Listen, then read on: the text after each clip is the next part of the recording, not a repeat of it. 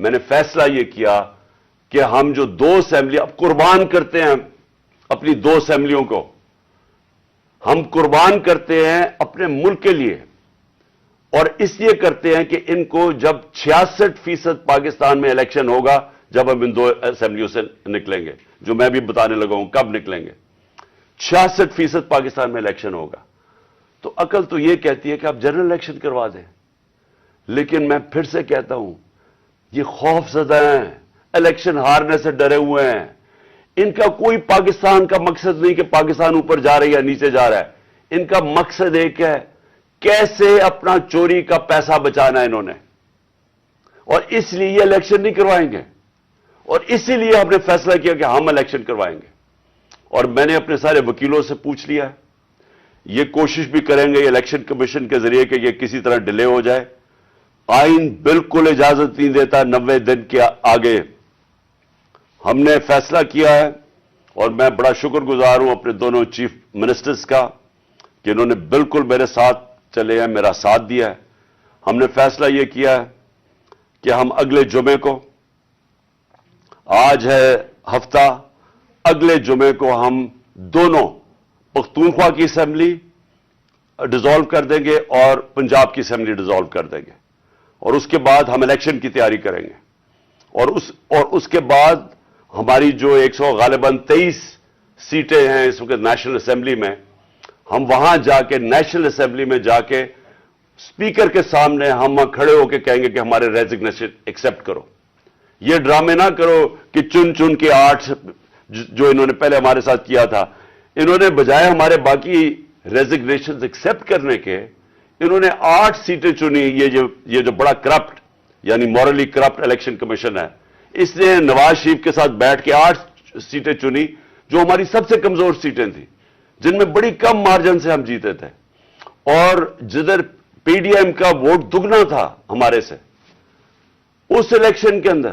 اب یہ عوام دیکھیں کدھر آج ایک باشعور عوام ہے، بیداری آئی ہوئی ہے ہماری قوم میں، پتہ ہوتے ہوئے کہ میں نے اسمبلی میں نہیں، میں 8 سیٹوں پہ لڑا، پتہ ہوتے ہوئے کہ میں نے اسمبلی میں نہیں جانا، اس کے باوجود میری قوم نے مجھے سارے 8 کی 8 سیٹوں پہ جتایا، 7 سیٹوں پہ جتایا، اور ایک جو کراچی کے اندر سیٹ تھی، ذرا وہاں دیکھ لے، وہ الیکشن کمیشن کو وہ دھاندلی نہیں نظر آئے گی جس طرح انہوں نے پوری اسٹیٹ مشینری استعمال کی اور ووٹ باہر پھینک دیا، جو ہر بار استعمال کرتا ہے۔ تو ہم نے یہ فیصلہ کر لیا ہے۔ میں اپنی قوم کو آخر میں صرف یہ کہنا چاہتا ہوں کہ دیکھیں، مایوسی گناہ ہے۔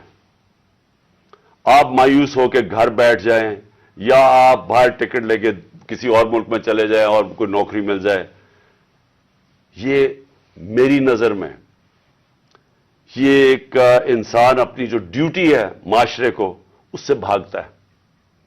اصل آپ سب کی ڈیوٹی یہ ہے کہ ہم اب کھڑے ہوں اور ہم ان چوروں کا اور اس کرپٹ نظام کا مقابلہ کریں، اور ہم کریں الیکشن کے ذریعے، اور الیکشن کے ذریعے ان کو سبق سکھائیں آئین اور قانون کے بیچ میں رہتے ہوئے۔ میں نہیں چاہتا کہ یہ سری لنکا جیسا سچویشن ہو کہ لوگ سڑکوں کے اوپر آ جائیں اور توڑ پھوڑ ہو۔ میں چاہتا ہوں کہ ہم الیکشن کے ذریعے ان کو شکست دیں، اور ان کو ایسی شکست دیں کہ یہ ہمیشہ کے لیے ان چوروں کا نام و نشان یہاں سے چلا جائے، اور وہ تب ہوگا جب آپ سب اس کو اپنی ذمہ داری لے کے نکلیں گے۔ اور میں آپ کو آخر میں یہ کہنا چاہتا ہوں کہ مایوسی جو ہے،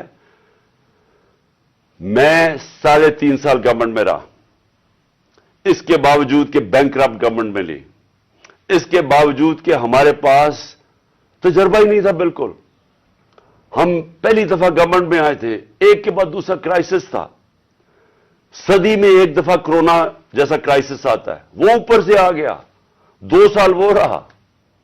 اس کے باوجود پاکستان میں کسی گورنمنٹ نے، جس طرح میں نے کہا کہ جو ملٹری ڈکٹیٹرز کو تو امریکن ڈالرز ملے، ہمیں تو کوئی ڈالرز نہیں ملے، سب سے بہترین ہماری اکنامک پرفارمنس تھی۔ اس سب کے باوجود اب ہم سمجھ گئے ہیں، مجھے تیسرے اور چوتھے سال میں پوری سمجھ آ گئی کہ یہ گورنمنٹ چلتی کیسے ہے۔ میں آخر میں صرف آپ کو یہ کہنا چاہتا ہوں، مایوس نہ ہوں۔ ملک یہ تب اب اٹھے گا جب بڑے اور مشکل فیصلے ہوں گے۔ یہ مشکل فیصلے ان کے نہیں کہ قیمتیں بڑھاتے جاؤ اور کہو جی مشکل فیصلہ ہے۔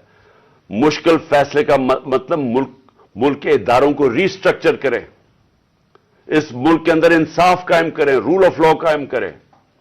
اگر اللہ بھاری اکثریت دیتا ہے تو تب آپ یہ سب کچھ کر سکتے ہیں. اس ملک میں اصلاحات کر سکتے ہیں, ادارے ٹھیک کر سکتے ہیں. جو گورنمنٹ کیسے چلتی ہے, اتنی بڑی ہم نے گورنمنٹ بنا دی ہے اور وہ ہمیں آگے نکلنے نہیں دیتی. ہر جگہ رکاوٹیں بن گئی ہوئی ہے اور ہم نے کافی چینج بھی کیا.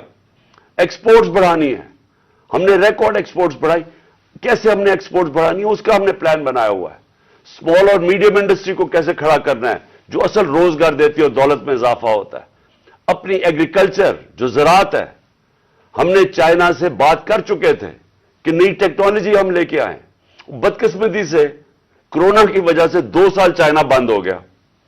وہ جو نئی ٹیکنالوجی سے ہم نے صرف اپنی, اگر ہم وہ چھوڑیں کہ جو چائنا کے اندر وہ پیداوار لیتے ہیں 1 ایکڑ سے, ہم اگر اپنی دگنی کر لیں تو اب یہ سمجھیں کہ پاکستان کے اندر ایک انقلاب آ جائے گا. میں آخر میں یہ کہنا چاہتا ہوں کہ کوئی مایوس ہونے کی کوئی ضرورت نہیں ہے.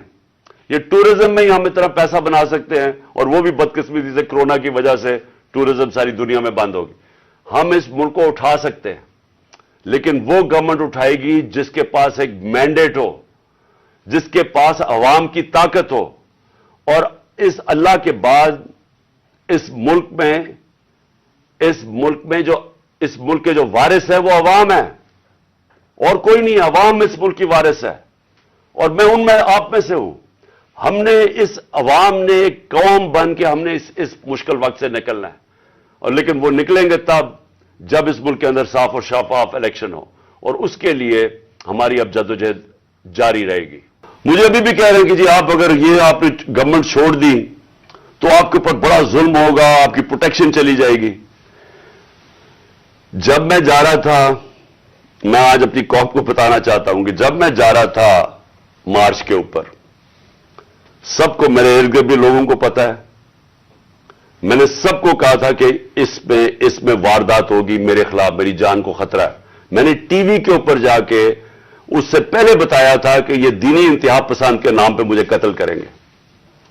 ہر روز جب میں مارچ پہ جاتا تھا اور میں بشرا بیگم کو خدا حافظ کہتا تھا, میں تو ان کو سلام کرتا ہوں کہ ان کو پتا ہوتے ہوئے کہ میری جان خطرے میں تھی, اس کے باوجود وہ مجھے کہتی تھی کہ نہیں جاؤ, یہ جہاد ہے, یہ اللہ کے لیے آپ کام کر رہے ہیں. کوئی اپنی زندگی خطرے میں نہیں ڈالتا پیسے کے لیے یا اقتدار کے لیے, کوئی زندگی خطرے میں نہیں ڈالتا. جہاد کے لیے جب آپ اللہ کے لیے کام کر رہے ہیں تب آپ پتا ہوتے ہوئے کہ اب زندگی خطرے میں, اس کے باوجود جاتا تھا میں. اور میں جیسے ٹھیک ہوں گا انشاءاللہ, جیسی میں چلنے کے قابل ہوں گا, میں پھر نکلوں گا باہر, کیونکہ یہ اللہ کا کام ہے.